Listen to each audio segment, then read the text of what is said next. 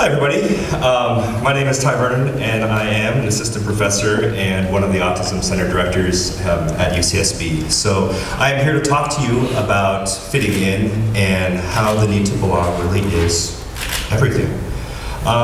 Like all great research presentations, this one starts out talking about summer camp. You see, many years ago, when I was a 12-year-old boy, I had recently moved towns.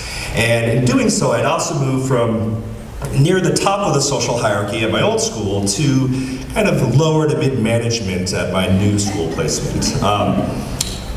But summer was approaching, and summer camp is the great equalizer.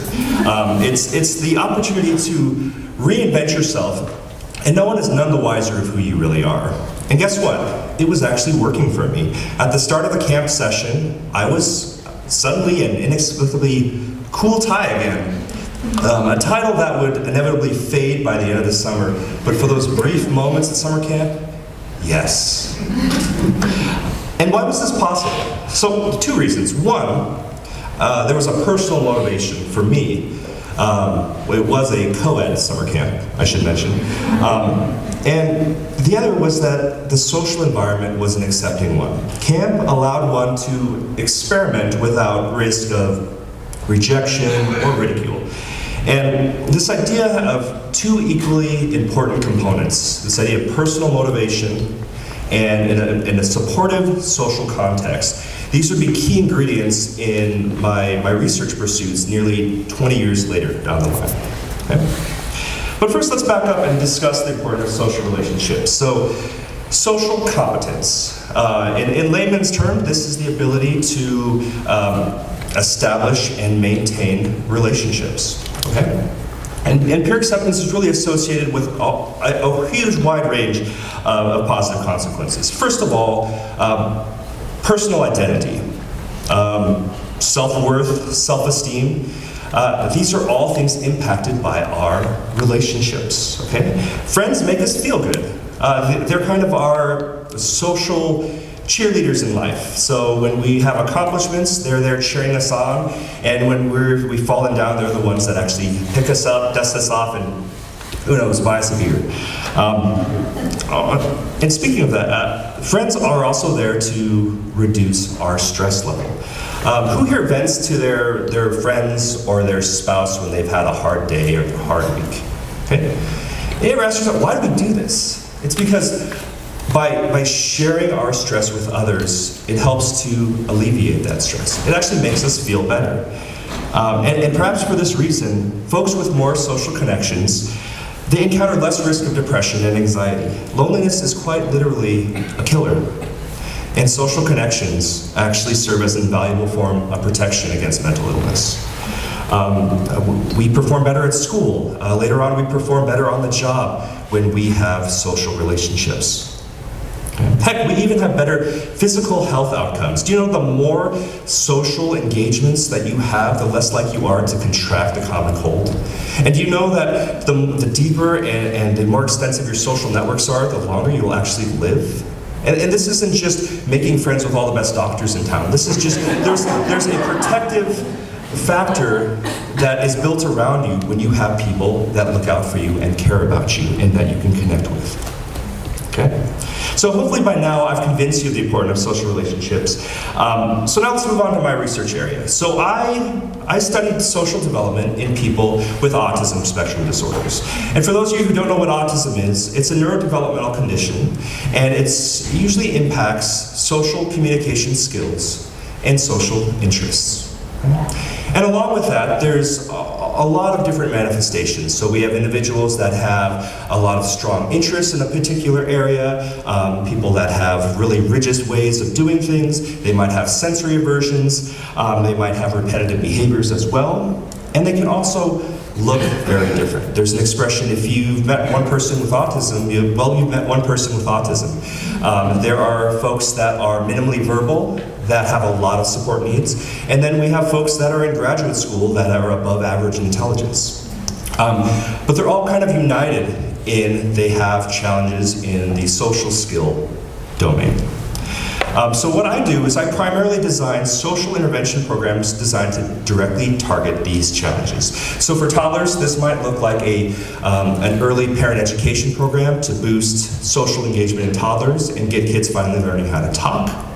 In school-age children, we might focus on developing motivating activities that actually bring together students with autism and their peers together, doing the same thing together. And with adolescents and adults, the population I'm focusing on today, everything really centers around social conversation. So, the current approach, and the most common approach right now to working on social skills, has to involve skill teaching. Oh, you don't use the right social skill? Good. Let me teach you what that skill is. Oh, you don't use that skill either? I'll teach that to you. Okay, now go run along and go practice that skill. And the problem with this approach is that we're forgetting about the teen's social environment. So if you take a teen that has social challenges and you give them an exciting new social skill and then set them loose into the lion's den of junior high or high school life, what do you think is going to happen? The peers are going to continue to be disinterested in forming a relationship. They might even outright reject or bully this individual. And there's nothing. There's nothing for them to do about it. So this kind of train and pray model may not be the most effective approach. So remember summer camp? Well, why did that work so well for me? It was because both the personal motivation barriers and the social context barriers were targeted simultaneously. So in most social skills intervention, we're completely forgetting about the context they have to return to after we work on the social skills. So, because we couldn't bring the lion den into our clinic, there's just not enough space for all of those junior high and high school students, we decided to build an entirely new approach to social skills intervention from the ground up. We would build a club for individuals with autism that they would actually want to attend, okay? Rather than a therapy session, we focused on personal motivation and social environmental factors. First of all, food. Pizza, chips, you name it, things that parents are reluctant to give their kids, that's what we offered to these adolescents. And if you offer it, they will come. Next, we focused on staffing. We wanted peer mentors. We recruited high school volunteers, UCSB undergraduates, to make sure our staff was full of young folks, not us old-timers, okay? Not square, old people like me, who still use expressions like square, apparently.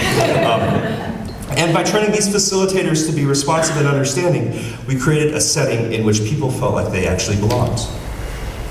So we wanted emphasis on two components. First, we wanted that traditional focus on skill teaching. We put together 20 interactive lessons on a number of different topics. Conversation skills, demonstrating empathy, understanding and using humor, which I think we could all benefit from, using social media, and dealing with conflict.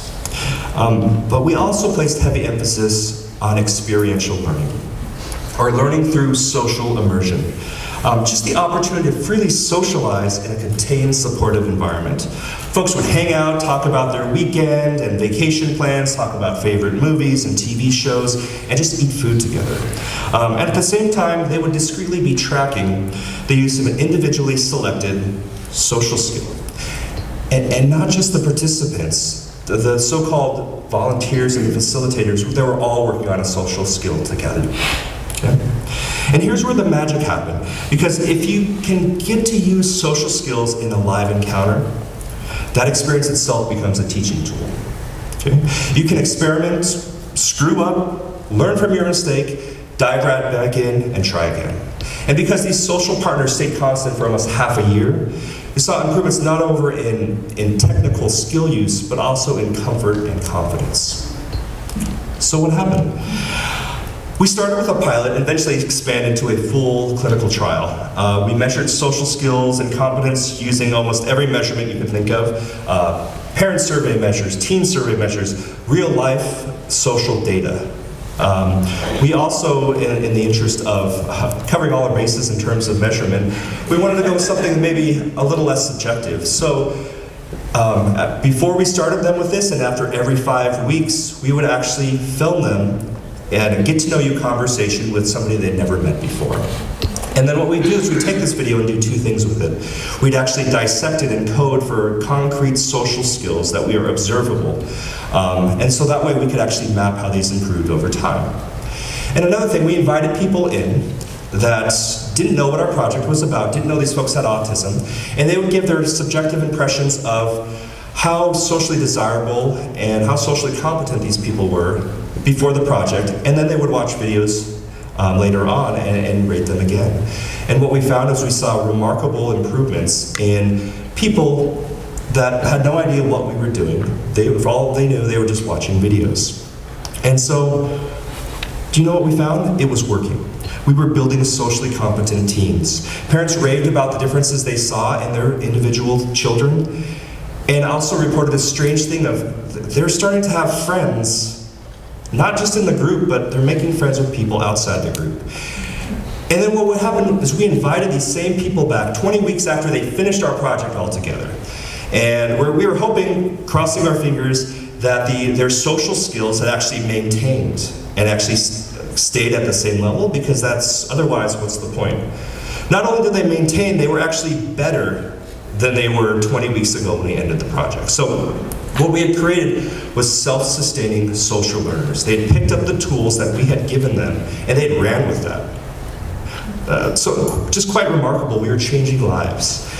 It's our firm belief that we've created one of the best socialization programs in the country for individuals with autism and other social vulnerabilities. So what are some practical takeaways? In social development, personal motivation and social context matter. If you're a parent, talk about the critical importance of inclusion with your children. Okay? The need to belong impacts everything, and oftentimes the children that don't have anyone to connect with are the ones that need it the most. If you're a teacher, take the time each day to focus on your classroom social environment. A few minutes out of the day to work on fostering those relationships can make a huge difference. Okay? And if you're someone with social challenges, take action to improve both your personal skill set and surround yourself with receptive people.